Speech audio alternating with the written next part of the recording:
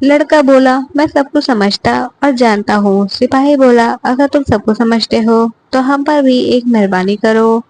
हमें भी बताओ कि ये शहर की सीमा पर यह जो कुआं है, पहले इससे मीठा पानी निकलता था, पर अब इसमें पानी ही नहीं है। यह सूख गया है क्योंकि। लड़का बोला, अभी तुम थोड़ा सब्र करो, जब मैं अपना काम खत्म करके वापस आऊंगा तो तुम्हें बताऊंगा। इतना कहकर वह गेट से बाहर निकलकर आगे गया। उसके बाद वह दूसरे शहर के बड़े से गेट के पास पहुंचा तो वहां पर भी एक हथियारबंद सिपाही पहरा दे रहा था। उस सिपाही ने भी उस लड़की की पहले वाली सिपाही जैसा सवाल पूछा तो लड़की ने उसे भी वही जवाब दिया। सिपाही बोला, अगर तुम सबको समझते हो और जानते हो तो कृपा मुझे इतना बताओ कि इस शहर की सीमा पर जो सेब का पेड़ लगा है, उसमें पहले सोने के सेब लगते थे, पर अब यह पूरी तरह सूख गया है।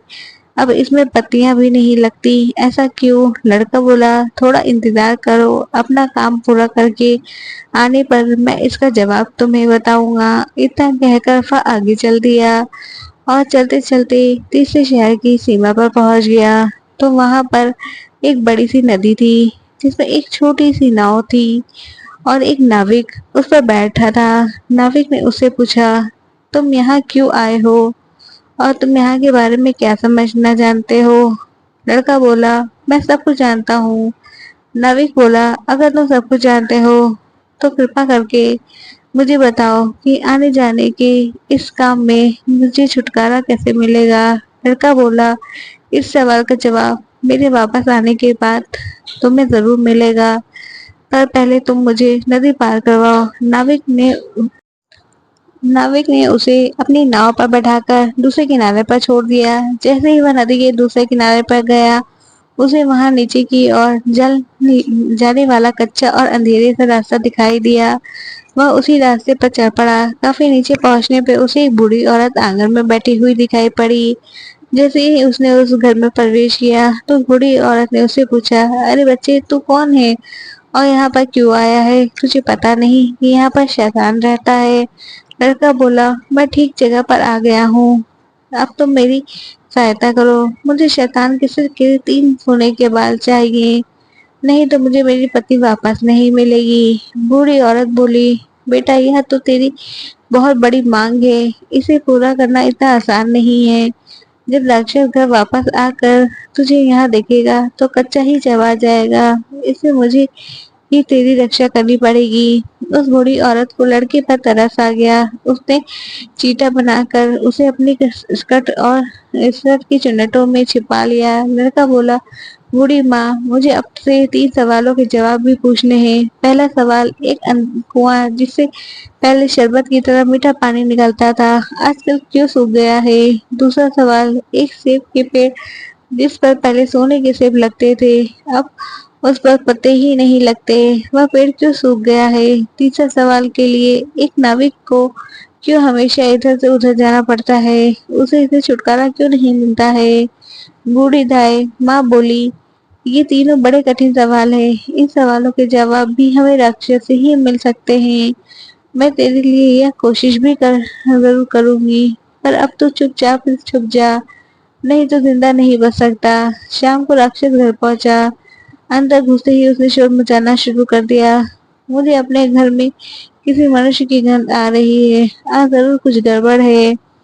यह कौन आदमी आया था? इतना कहकर उसने पूरे घर में जंग कर देखा, झांक कर देखा, उसे कोई भी मनुष्य नहीं मिला। उसकी दाई माँ उस पर गुस्सा करने लगी और बोली, अभी कुछ देर पहले ही तो मैंने पूरा घर साफ किया है और मुझे तो कोई यहाँ मनुष्य नहीं दिखाई दिया। लगता है तेरी नाक में ही मानव गंध घुस गई है। चुपचाप आराम से बैठ और भोजन कर। राक्षस को जब कोई मनुष्य नहीं मिला तो उसे अपनी दाई माँ की बात पर विश्वास करना पड़ा। वह चुपचाप खाना खाकर वही जमीन पर बिछी हुई बड़ी सी चटाई पर लेट गया। लेटते ही उसे नींद आ गई। उसकी दाई माँ भी आज उसके पास बिछी दूसरी चटाई पर लेट गई, क्योंकि आज उसे उस राक्षस के बालों से उसके सोने के 3 बाल तोड़ने थे। जब राक्षस नींद में जोर जोर से खर्राटे लेने लगा तो दाई माँ ने उसके सिर से सोने के एक बाल उखाड़ लिया। राक्षस डर से कर्रा उठा। ओ माँ, तू यह क्या कर रही है? मेरे बाल क्यों खींच रही है? दाई माँ बोली, बेटा मैंने अभी भयंकर सपना देखा, तो डर के मारे तेरे बाल पकड़ लिए। राक्षस बोला, ऐसा कौन सा सपना था जिसे तू इतना डर गई? बूढ़ी दाई माँ बोली, मैंने सपने में देखा कि बाजार वाला कुआं जिसे शरबत निकलता था वह सूख पड़ा है। इसे किसका कसूर है? इसमें किसका कसूर है? राक्षस बोला, इसे सिवाय मेरे कोई नहीं जानता। उस कुएं के नीचे एक बड़ा सा पत्थर है और उसी पत्थर के नीचे एक बड़ा सा मेढक रहता है। अगर उस मेढक को मार दिया जाए, बड़े से मेढक को मार दिया जाए, तो उस कुएं से फिर से शरबत निकलना शुरू हो जाएगा। इतना कहकर राक्षस फिर जोर जोर से खर्राटे भरने लगा। दाई माँ को जब विश्वास हो गया कि राक्षस पूरी तरह से सो गया है, तो उसने उसके सिर से सोने का दूसरा बाल उखाड़ लिया। राक्षस फिर जोर से चीखा, ओ माँ, यह तू क्या कर रही है? दाई माँ बोली, बेटा बुरा मत मान, मैंने फिर से एक अजीब सा सपना देखा था, तभी डर के मारे तेरे बाल मेरे हाथ में आ गए। राक्षस ने पूछा, ऐसा कैसा सपना था? इसे तो इतना डर गई थी। बूढ़ी माँ बोली, मैंने सपने में देखा है कि उस राज्य की सीमा पर जो सेब का पेड़ है, जिसमें पहले सोने के सेब लगते थे, अब सूख गया है। इसे सूखने का क्या कारण है? राक्षस बोला, इस पेड़ की जड़ में एक चूहा रहता है जो इसकी जड़ों को काटता रहता है। अगर उस चूहे को मार दिया जाए तो वह पेड़ फिर से सोने के सेब देने लगेगा। पर अब तो मुझे इतना सपनों में से परेशान मत कर, अपने सपनों से परेशान मत कर, मुझे चैन से सोने दे। इतना कहकर थोड़ी देर बाद वह राक्षस फिर जोर जोर से खर्राटे लेने लगा।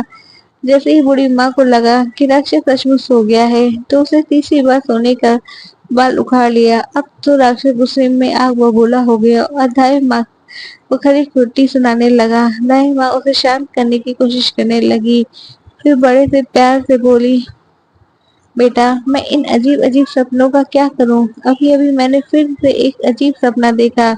राक्षस बोला, ऐसा कौन सा सपना देखा? जल्दी कह, मुझे जोर से नींद आ रही है। बूढ़ी माँ बोली, मैंने सपने में देखा कि मुझसे एक नाविक शिकायत कर रहा था कि उसे हर समय इधर से उधर जाना पड़ता है। इससे छुटकारा क्यों नहीं मिलता है? इसमें क्या उसका क्या कसूर है? राक्षस बोला, वह नाविक मूर्ख है।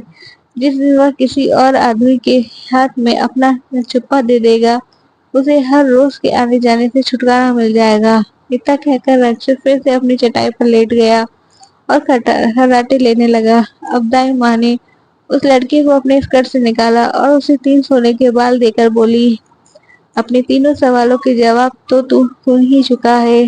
अब ये ले 3 बाल और तुरंत यहाँ से भाग जा। लड़के को असली रूप में करने के बाद दाई माँ झटपट उसे घर से बाहर निकाल दिया। लड़के ने हृदय से उसका धन्यवाद दिया और अपनी ससुर के राज्य की ओर चल पड़ा। रास्ते में उसे फिर वही नाविक पहरा देता हुआ दोनों सिपाही मिले। नाविक ने जब उसे दूसरी और उतारा तो वह लड़का बोला, तुम अपना यह जुब्बा किसी और के हाथ में दे देना, तभी तुम्हें इस रोज रोज के आने जाने से छुटकारा मिल जाएगा। जब सिपाही को उसने उसके प्रश्न का उत्तर बताया तो उसने बहुत सा धन एक गधे पर लाद कर उस लड़के को इनाम के रूप में दे दिया।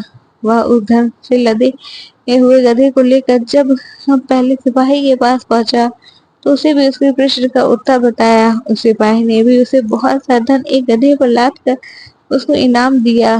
अब वह सोने के 3 बाल और 2 गधों के ढेर सारा धन लेकर अपने ससुर के पास पहुंचा, तो उसे देखकर राजा हैरान रह गए और तीनों बाल और धन से भरे हुए 2 गधों को देखकर राजा ने उससे पूछा, तुम्हें यह इतना ढेर सारा धन कहाँ से मिला? लड़का बोला, मैं नदी के उस पार गया था, मुझे वहाँ बहुत सारा धन मिला, उसमें से कुछ धन मैं अपने साथ ले आया हूँ। राजा को लालच आ गया। वह लड़के से बोला, क्या मैं इस नदी के पार उस पार से तुम्हारी तरह कुछ धन ला सकता हूँ? लड़का बोला, क्यों नहीं। उस नदी में नाव पर एक नाविक बैठा है जो अपनी नाव से आपको उस पार ले जाएगा, पर आप उसका चप्पू उसे लेकर नाव को खुद चलाएंगे तो नदी की दूसरी ओर पहुंच ढेर सारा धन ले आएंगे। लालची राजा इतना सुनकर नदी के और चल पड़ा। वह सचमुच ही एक छोटी सी नाव पर एक नाविक बैठा था। राजा उस नाविक के पास पहुंच गया और उसके हाथ से उसका चाकू लेकर खुद नाव चलाने लगा। अब उस नाविक को रोज के आने जाने का छुटकारा मिल गया और राजा को उस नाविक की जगह हर समय नाव पर इधर उधर जाने की सजा मिली। कहानी अच्छी लगी हो तो लाइक शेयर कमेंट करें। चैनल पे नए हो तो प्लीज सब्सक्राइब करें। Thanks for watching.